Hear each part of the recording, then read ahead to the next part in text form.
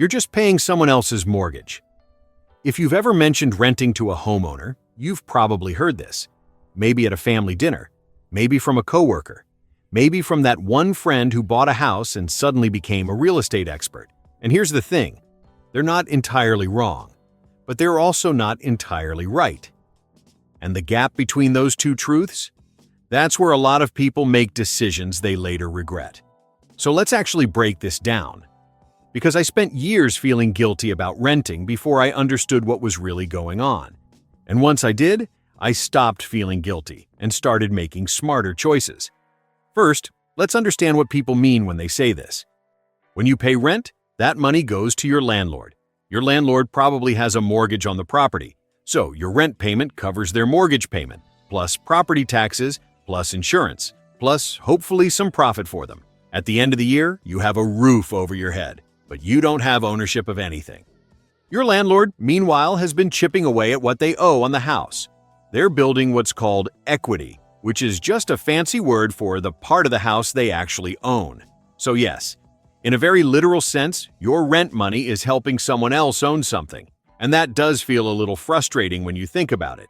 But here's where the conversation usually goes wrong. People hear, you're paying someone else's mortgage, and assume the solution is obvious. Just buy a house, stop renting, problem solved. Except buying a house isn't like switching from one streaming service to another. It requires a massive upfront cost, ongoing expenses that renters don't face, and a commitment that might not make sense for everyone. Let me show you what I mean with actual numbers. Say you're paying $1,500 a month in rent. That's $18,000 a year going to your landlord. Feels bad, right? Now imagine you buy a house instead.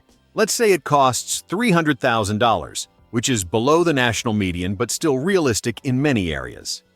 To buy that house, you'd typically need a down payment of at least 3% for certain loans, though 20% is often recommended to avoid extra fees. 3% of $300,000 is $9,000. 20% is $60,000. But wait, the down payment is just the beginning. You'll also pay closing costs, which are fees for the loan, the title, inspections, and a bunch of other stuff.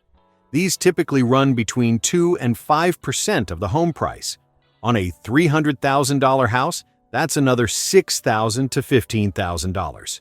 So before you even move in, you've spent somewhere between $15,000 and $75,000. That's money you need to have saved up and ready to go.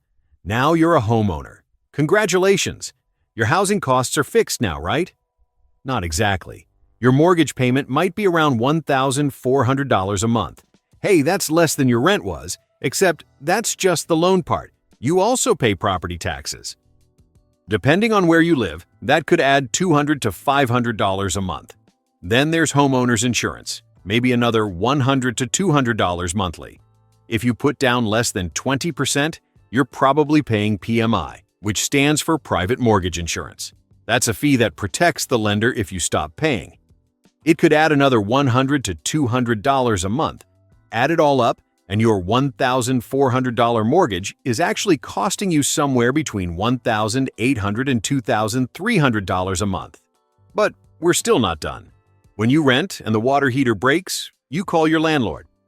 When you own and the water heater breaks, you call your credit card.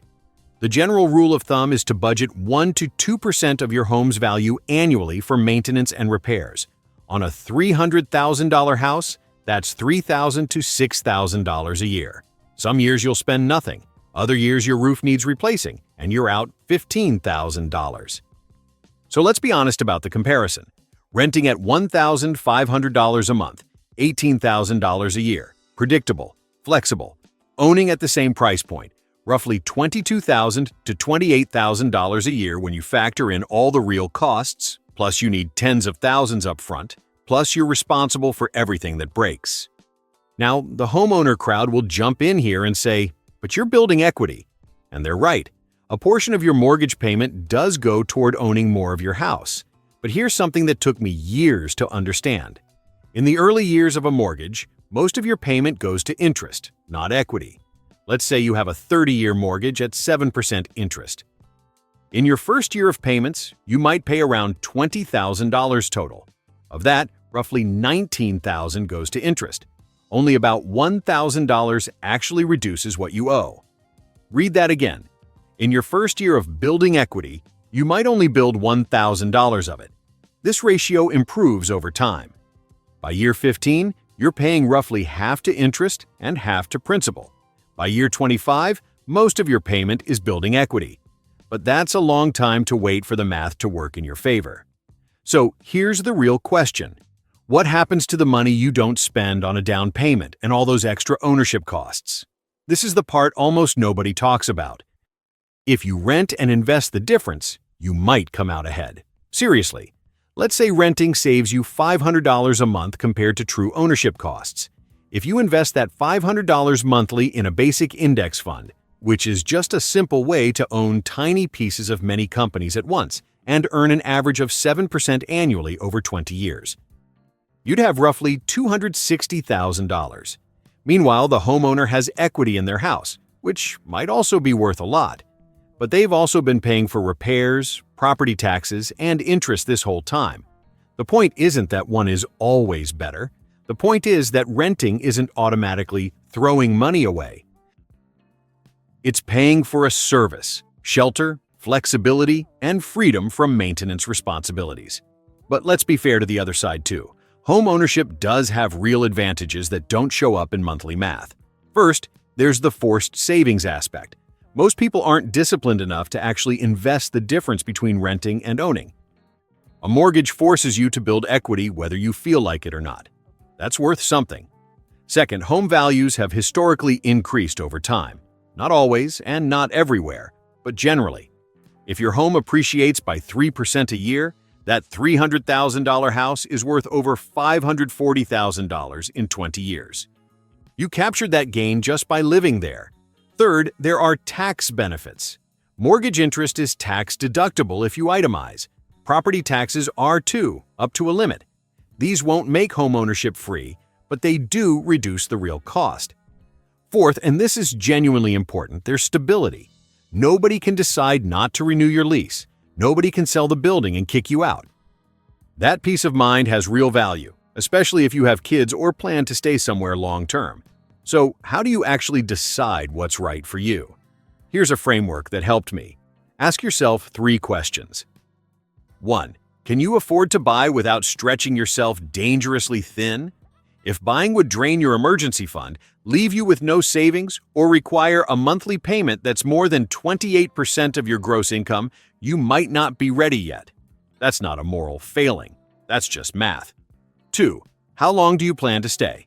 Buying and selling a house costs a lot in fees. You typically need to stay at least 5 to 7 years just to break even on those costs.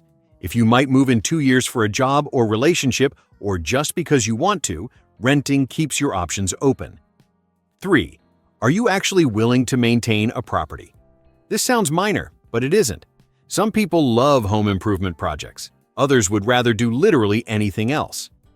If you're in the second group, the hidden costs of ownership will hit you harder.